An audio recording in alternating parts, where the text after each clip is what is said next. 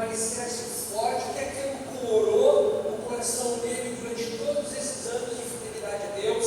Ele diz assim: desde agora, nesse exato momento, Timóteo, eu sei, o céu tem uma reserva feita no meu nome. Quando eu chegar lá, o Senhor vai buscar no depósito do almoxerifado do céu, e lá tem um pacote escrito Paulo, o perseguidor, o apóstolo, e aí tem uma coroa, tem uma recompensa. Essa ideia de que Deus não recompensa foi, infelizmente, negligenciada à luz dos irmãos, que são irmãos, não sei, que deturparam a mensagem da recompensação divina como um evangelho de prosperidade ruim, herege, e com o tempo nós passamos a nos afastar da doutrina da recompensação. Mas Paulo diz assim: eu tenho uma recompensa, e ela é guardada para mim, e ela é uma coroa, e ela se chama a coroa da justiça. Eu, homem injusto, que matei, que fiz mal, que feri, tenho uma coroa de justiça reservada para mim, a qual o Senhor, justo diz, me dará naquele dia. Ele diz assim: mas Timóteo não é só para mim, é para todos aqueles que amarem sua vida, é para todos aqueles que encontrarem no aparecimento, na bendita esperança, na volta gloriosa, na transformação gloriosa dos corpos. É para todos aqueles que amarem a sua vida. Paulo está dizendo assim: não é aqueles que tenham um interesse especulativo sobre isso, não é aqueles que vão encher a sua mente de informação e de versículos, de teses, de contrapontos. Não, ele fala assim: existe um negócio de afeição envolvido com isso. Tem que tocar as suas emoções, Timóteo. Essa coroa, ela não é para as grandes igrejas porque o ministério foi bem feito, ela não é uma coroa reservada para aqueles que alcançaram o nome no hall da fama gospel. Existe uma coroa e só tem um jeito de receber ela: se você, ao longo da sua vida e da sua jornada, cultivar amor pela vida de Deus. É como se Paulo estivesse dizendo assim: o que eu vivi, o que eu sofri, e só porque os meus olhos não estavam na corrida sendo bem corrida, na performance do meu ministério, mas os meus olhos estavam lá naquelas ruínas, os meus olhos estavam lá naqueles montes. Eu tirava da frente, eu passava por cima, eu enfrentava as dores, eu enfrentava a perseguição, porque os meus olhos estavam naquela colina.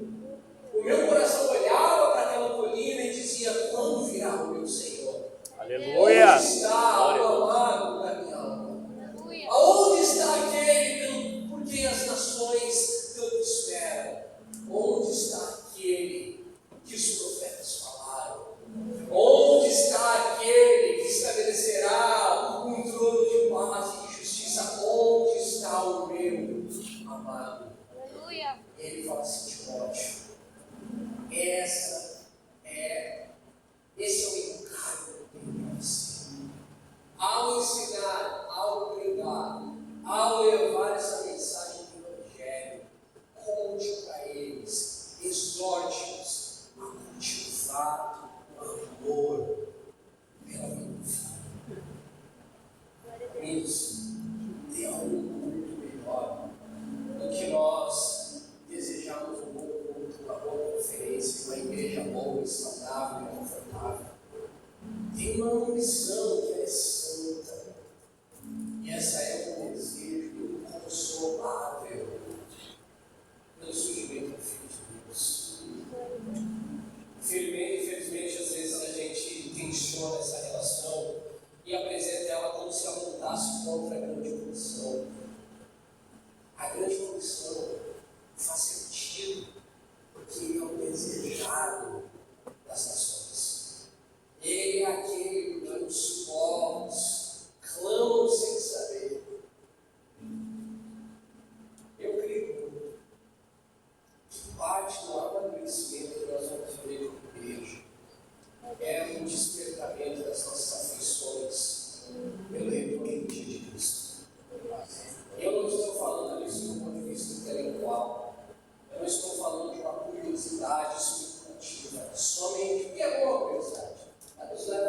usada, né? Ela é boa.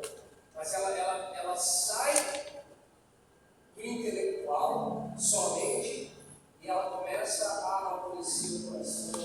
E você começa a sentir saudades, amor e você.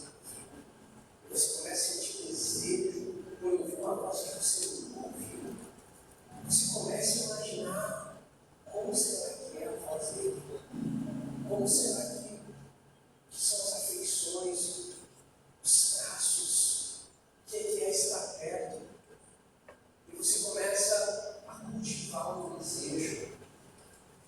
Quando Paulo diz aos Romanos que a criação anseia pela manifestação dos filhos de Deus, é um contexto onde a criação está doentemente à espera do dia em que os filhos, a criação espera o dia que os filhos receberão a bendita esperança, receberão a transformação dos corpos, receberão o surgimento do Filho dos ares. Eu queria que a gente voltasse ao momento de adoração, mas pedindo que o Senhor, como se o Senhor aperta esse botão, aperta esse lugar, pressiona esse lugar no meu coração, que desperta anseio, saudades, amor pela vida. Alguém poderia dizer assim: mas essa parada aí da volta de Jesus, isso aí, um monte de gente falou ao longo dos anos, todas as gerações falaram isso. Você pode falar o que você quiser, mas Paulo disse para Timóteo: diga para eles que têm uma coroa, e não é só para mim, é para todos que amarem. Glória a Deus! Amarem a sua vida. Todos aqueles que conectarem suas afeições com a esperança do surgimento do Filho do Homem. Aleluia! Senhor, glória a Deus! Isso da minha caminhada. Senhor, eu nem sei como que ama isso. Eu nem sei como que gera afeição por isso. Eu não sei nem como que desperta o coração para desejar um negócio desse. E começou uma jornada na minha caminhada, quando eu comecei a falar assim: eu quero amar, eu quero desejar, eu quero ansiar. E eu quero que isso se torne um combustível para essa minha corrida, para a minha carreira. Quero que se torne um combustível para o meu chamado. Quero que se torne um combustível para a missão que o Senhor me deu. Então, nem sei, aqui temos pessoas de diferentes campos de chamado. Nem todos vão ser chamados. Na verdade, uma grande minoria, vai ser chamada para o ministério tempo integral ou para o ministério missional. Porque a nossa mente insiste com essa luta dualista entre o chamado do ministério e o não, e nós lutamos com esse dualismo. Mas eu quero me dizer, se o Paulo estivesse escrevendo para nós, e ele não estivesse falando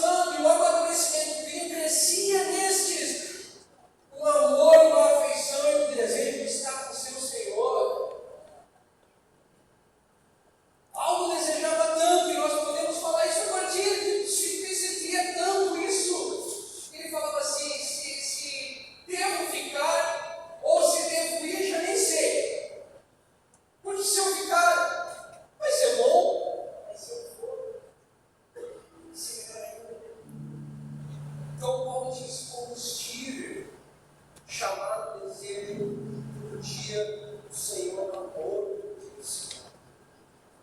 Eu gostaria de voltar a ficar de pé para voltar para a nossa oração. E que nós